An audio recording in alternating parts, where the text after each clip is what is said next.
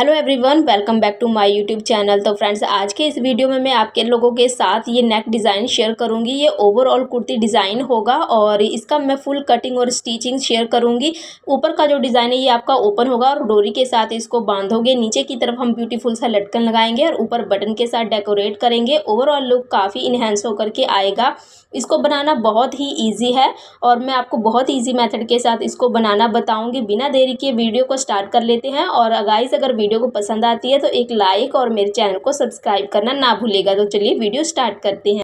तो फ्रेंड्स, इस कुर्ती को कट करने के लिए यहाँ पर मैंने 3 मीटर फैब्रिक लिया है। साइड में जो आपको मेजरमेंट दिख रहा है, इस मेजरमेंट के हिसाब से ही हम इस कुर्ती को कट करेंगे। तो ये कुर्ती आप देख सकते हो, ये ना मेरी कॉटन की हुई कुर्ती है और ये फुल प्रिंट है।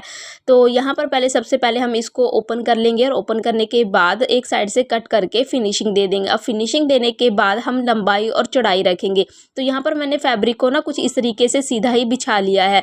वो क्यों बिछाया है? क्योंकि देखो यहाँ पर ना जो मैंने कुर्ती बनानी है वो 2 पार्ट्स में डिवाइड होगा, अपर पार्ट और लोअर पार्ट। तो यहाँ पर मैं बॉडी वाला पार्ट यानी कि अपर पार्ट कट कर रही हूँ। तो अपर पार्ट की चौड़ाई रखते हैं हम ब्रेस्ट से। ब्रेस्ट है मेरा 16 इंच। तो उसमें अगर हम एक्स्ट्रा भी रखेंगे तो कितना होगा? 3 इंच एक्स्ट्रा, तो 19 इंच। लेकिन ये इसकी चौड़ाई जो है वो 20 इंच थी, तो मैंने 20 इंच ही रख लिया है। और जो लंबाई है वो 14 इंच हम रेडी करेंगे। तो 1.5 इंच हम एक्स्ट्रा लेकर के यहाँ पर कट कर देंगे। अगर फ्रेंड्स यहाँ पर आपकी चौड़ाई कंप्लीट नहीं होती है तो आप फैब्रिक को ओपन करके आप बॉडी पार्ट को कट करोगे। तो यहाँ पर मार्किंग करने के बाद इसको हम स्ट्रेट कर देंगे, यानी कि जो मार्किंग किया उसको स्ट्रेट कर लेना और उसके बाद कट करके इसको हम निकाल देंगे। यहाँ से जॉइंट है तो इसको भी हम कट करके अलग अलग कर लेंगे। अब ये हमारे 2 पार्ट्स में डिवाइड है। तो अब हमने क्या करना है, इसको फोल्ड कर लेना है। फोल्ड करके इस तरह से हमने सेट करना है। राइट साइड अंदर की तरफ आप रखोगे। अब एक पार्ट हमारा फ्रंट पार्ट होगा और दूसरा हमारा बैक पार्ट होगा। दोनों पार्ट को हम एक साथ कट करेंगे। फोल्डेड साइड देखो इस तरफ मैंने रखा है। मार्किंग कर लेते हैं फिटिंग की। तो ऊपर की तरफ देखो यहाँ पर मैंने 6 इंच का तीरा लिया है। 6.5 इंच मैं ले रही हूँ आर्म होल, और इस नीचे से भी 6 इंच लेकर के यहाँ पर मैंने आर्म होल का शेप दे देना है। एक शेप हम देंगे 1.5 इंच पर, एक हम देंगे आधा इंच पर। तो यहाँ से हमने इस तरह से मार्किंग करके इसको राउंड शेप दे देना है। उसके बाद हम फिटिंग की मार्किंग कर लेते हैं। जितनी भी मैंने फिटिंग यहाँ पर दिखाई थी सबका हमने 4th पार्ट ले लेना है। तो यहाँ पर देखो यहाँ पर अपर चेस्ट का लगा रही हूँ, यानी कि अंडर बस्ट का, फिर हम चेस्ट का लगाएंगे, फिर हम कमर का लगाएंगे। तो सबका मैंने मार्किंग कर लिया है। अब हम तीनों को मिला देंगे। मिलाने के बाद यहाँ पर देखो जो हमारा ब्रेस्ट साइज़ है वो हैवी है, तो थोड़ा सा पीछे की तरफ जा रहा है। तो यहाँ से हम हल्का सा हाथ से राउंड शेप दे देंगे। उसके बाद ऊपर की तरफ हम 1/2 इंच डाउन शोल्डर दे देंगे। देने के बाद यहाँ पर देखो हम नेक की कटिंग अभी नहीं करेंगे, इसको हम बाद में करेंगे क्योंकि ये डिज़ाइनर कुर्ती है तो हम इसकी कटिंग बाद में करेंगे। उसके बाद यहाँ पर जितनी भी फिटिंग थी इसका हम 2-2 इंच पर गैप ले लेंगे, एक्स्ट्रा मार्जिन ले लेंगे। बॉटम में यहाँ पर देखो 1.5 इंच ऊपर की तरफ मार्क करके इस तरह से हमने राउंड शेप दे देना है। ये इसलिए देते हैं ताकि आपकी जो बॉडी पार्ट होगा ना कुर्ती का वो नीचे से यानी कि साइड के कॉर्नर से झुके हुए ना लगे। उसके बाद हमने सभी मार्किंग की सिंपली कटिंग कर देनी है। कटिंग करने के बाद एक पार्ट को आप उठा लोगे, उठा करके साइड में रखोगे। ये हमारा नीचे वाला पार्ट है। तो नीचे वाले पार्ट में हमने बैक नेक की कटिंग कर लेनी है। बैक नेक मैं 2.5 इंच पर बना रही हूँ और 5 इंच इसकी लंबाई ले रही हूँ। सिंपली राउंड शेप में इसको कट कर लेना है। ये हमारा बैक पार्ट कट हो गया है। अब हमने इसकी देखो किस प्रकार से कटिंग करनी है। पहले तो हम फ्रंट आर्म होल की कटिंग कर दें। पहले हमने दोनों पार्ट इकट्ठे रखा था तो बैक पार्ट ही कट किया था। अब हम फ्रंट आर्म होल की कटिंग कर देंगे और जो फिटिंग की मार्किंग है वो दूसरी साइड भी लगा लेंगे। अब हमने क्या करना है, देखो जो हमारा बचा हुआ फैब्रिक है ना उसको हम इस तरह से ओपन करेंगे और ओपन करने के बाद इसको सिंपली हम इस तरह से फोल्ड करेंगे। फोल्ड करने के बाद उस पार्ट को यानी कि बॉडी पार्ट को जो हमने फ्रंट पार्ट रखा है इसके ऊपर हम रखेंगे। इस तरह से रखना है। बंद वाले साइड रखना है, इतना ध्यान रखिए, ओपन वाले साइड मत रख देना। उसके बाद हमने इसको एज इट इज़ कट कर लेना है। जैसा जैसा आपका ये कट हुआ है वैसे वैसे ही आपने इसको कट करना है।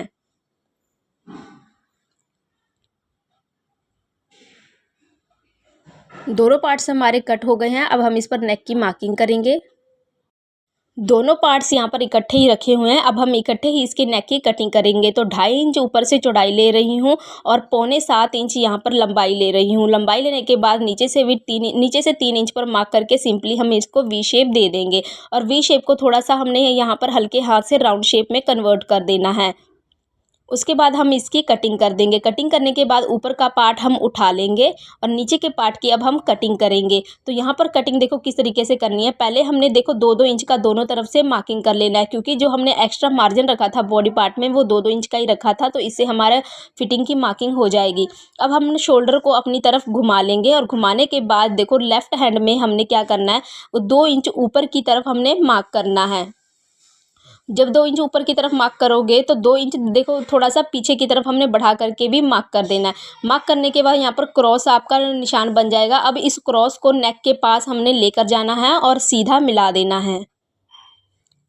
कुछ इस तरीके से मिलाने के बाद अब हम नीचे डाउन में इसको देखो राउंड शेप में कन्वर्ट कर देंगे, यानी कि इसको दूसरे साइड राइट साइड हम इसको कॉर्नर पर मिला देंगे। तो इस तरह से मार्किंग करने के बाद अब हम इसकी कटिंग कर देंगे। इसको देखो फ्रेंड्स हम ऊपर की तरफ बढ़ा करके इसलिए मार्क कर रहे हैं, क्योंकि अगर हम लेवल बराबर रखेंगे तो जब हम नीचे का पार्ट अटैच करेंगे बॉडी पार्ट में तो ये भी अटैच हो जाएगा, इससे हमारा डिज़ाइन अच्छा नहीं बनेगा। इसको हम ऊपर की तरफ रखेंगे और ये ओपन रखेंगे, यानी कि हम ना इसको नीचे के पार्ट में अटैच नहीं करेंगे, इसलिए ऊपर की तरफ बढ़ा करके हमने इसको कट किया है। अब हम लोअर पार्ट कट करेंगे। तो बचे हुए फैब्रिक में अगर आपका अनइवन फैब्रिक दिख रहा है तो उसको आप कट करके निकाल दो और इसको बराबर कर लो। बराबर करने के बाद इसको फोल्ड कर लेना है। अब इसका जो मेथड है वो देखो किस तरीके से कट करना है। टोटल लेंथ आपका 44 है, बॉडी हमने 14 इंच का बनाना है, तो लोअर पार्ट होगा इन दोनों का माइनस करके 30 आया, उसमें हम 2 इंच का मार्जिन ऐड कर देंगे तो 32 हो गया। तो 32 इंच का हमने यहाँ पर कट कर लिया है। तो इसको हमने सिंपली इसी तरीके से रख लेना है, इसमें कोई हमने कुछ नहीं करना, कट नहीं करना। अब बचा हुआ जो फैब्रिक है साइड से, इसमें से हम स्लीव्स निकालेंगे। तो स्लीव्स में हमने ऊपर की तरफ ना 2-4 प्लीट्स डालने हैं, यानी कि पफ स्लीव्स में बनाना है, पर ज़्यादा पफ नहीं होगा, ये हल्का सा पफ होगा। तो सिंपली हमने इसको कट कर लेना है, इसमें हमने कोई मार्जिन ऐड नहीं करना। नेक कटिंग करने के बाद जो फैब्रिक था ना उसको हम पेस्टिंग पेपर के ऊपर रख करके एज इट इज़ ड्रॉ कर लेंगे और 1 इंच पीछे की तरफ भी हम ड्रॉ करेंगे, फिर हम इसकी कटिंग कर देंगे। अब हम इस नेक को फैब्रिक के ऊपर रख करके आयरन से पेस्ट कर लेंगे। ये हमने बचा हुआ फैब्रिक यूज़ किया है। अब हमने क्या करना है, साइड साइड में 1-1 इंच का फैब्रिक छोड़ते हुए इसको हम कट कर लेंगे और साइड से इस तरह से फोल्ड करते हुए सिलाई लगा देंगे। सिलाई कंप्लीट होने के बाद अंदर की तरफ जो फैब्रिक है उसको हम कट कर देंगे। इसको जो हम कट करेंगे पेस्टिंग पेपर के साथ साथ में कट करेंगे। अब हम इसको फ्रंट पार्ट में, यानी कि जहाँ पर हमने नेक कटिंग किया था वहाँ पर रखेंगे और 1 पैर की दूरी पर सिलाई लगा करके अटैच कर लेंगे। ये सिलाई जो लगाओगे आपका पेस्टिंग पेपर के ऊपर ही सिलाई चलेगा।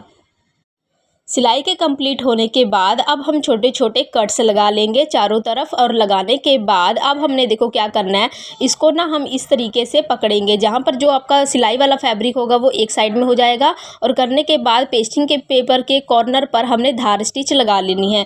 धार स्टिच के कंप्लीट होने के बाद इसको आप टोटली अंदर की तरफ फोल्ड कर दोगे और सिलाई लगा करके फिक्स कर दोगे। करने के बाद अब आप लेस ले लोगे और लेस को देखो इस तरीके से हमने नेक के कॉर्नर पर अटैच करना है, उसी शेप में अटैच करना है जिस शेप में आपका नेक है। अब हमने दूसरा पार्ट लेना है जो हमने कट किया था, और आर्म होल के साइड से जब आप इसको इक्वली रखोगे ना तो देखना यहाँ पर साइड में आपका फैब्रिक एक्स्ट्रा दिख रहा होगा। तो जितना फैब्रिक आपका एक्स्ट्रा दिख रहा है उतना आप फोल्ड कर लोगे और फोल्ड करके सिलाई लगा दोगे। ये एक्स्ट्रा फैब्रिक इसलिए क्योंकि फ्रंट पार्ट में हमने नेक की जो स्टिचिंग की है उसमें आपका फोल्ड हो गया। जब आपकी सिलाई कंप्लीट हो जाएगी तो हमने इस पर भी अपना लेस लगा लेना है, और जिस शेप में आपका फैब्रिक कट हुआ है उसी शेप में आपको लेस लगा लेना है।